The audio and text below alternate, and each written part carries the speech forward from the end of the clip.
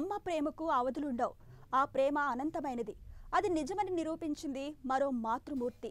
కన్నబిడ్డ కోసం ఎన్నో కష్టాలు పడింది. కన్నీటి చుక్కలను కంటి రెప్పల మాటున కప్పెట్టేసింది.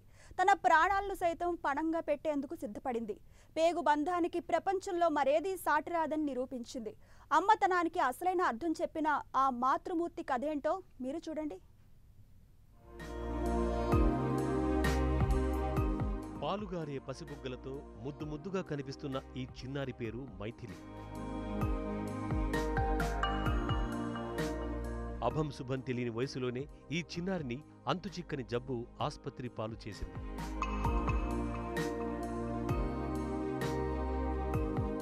ఈ అమాయకపు చూపులు, కల్మషం లేని నవ్వులు తనకు దక్కవేమోనని ఈ చిన్నారి తల్లి వెల్లడించింది. తన అవయవాన్ని దానం చేసి తాను జన్మనిచ్చిన బిడ్డకు పునర్జన్మనిచ్చింది.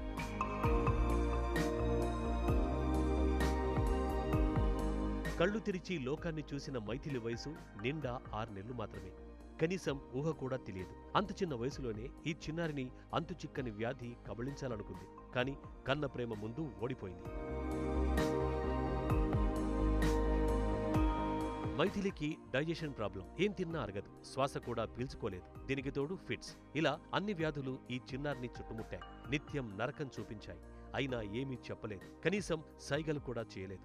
అసలు వచ్చిన జబ్బేంటో తెలియకుండా అవస్థలు పడుతున్న చిన్నారిని చూసి తల్లిదండ్రులు దిక్కుతోచని స్థితిలో పడిపోయారు.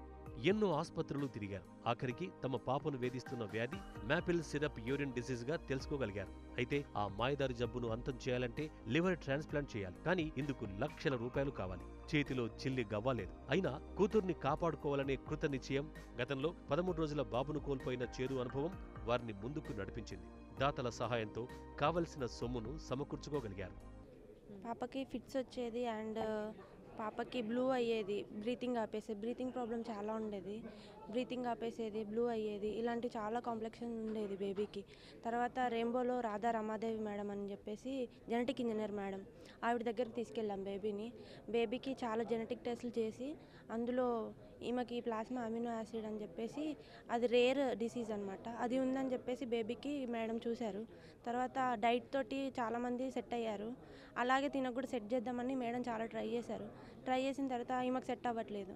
ఇంకా ఫర్దర్గా ఇంకా సర్జరీ తప్పదు అని చెప్పేసి Prashant Bachina sir and Radha Ramadevi madam ఇద్దరు కలిసి గ్లోబల్కి పంపించారు లివర్ ట్రాన్స్ప్లాంట్ కోసం. పంపిస్తే గ్లోబల్లో విజయవంతంగా చేశారు. నా నుండి లెఫ్ట్ పార్ట్ లివర్ తీసుకొని బేబీకి అమర్చారు. తాను జన్మనిచ్చిన బిడ్డకు పునర్జన్మనిచ్చేందుకు తన లివర్ను బిడ్డకు దానం చేసింది తల్లి. దీంతో వైద్యులు ఆపరేషన్ చేశారు. పాపకు మళ్లీ ఊపిరి పోశారు. దానికి మ్యాపిల్ సిరప్ యూరిన్ డిజీజ్ అంటారు. యూరిన్ స్మెల్ మ్యాపిల్ లీఫ్ లాగా ఉంటుంది. దానికి అందుకోసమే మ్యాపిల్ సిరప్ అని అంటారు అనమాట. సో దీనికి స్పెషల్ డైట్ ఏదైతే మన బాడీ మెటబలైజ్ చేయలేదో దానికి తగ్గట్టుగా మనకి డైట్ తయారు చేసి తీసుకుంటే పర్వాలేదు. కానీ ఆ డైట్లో జీవితాంతం ఉండడం కష్టం.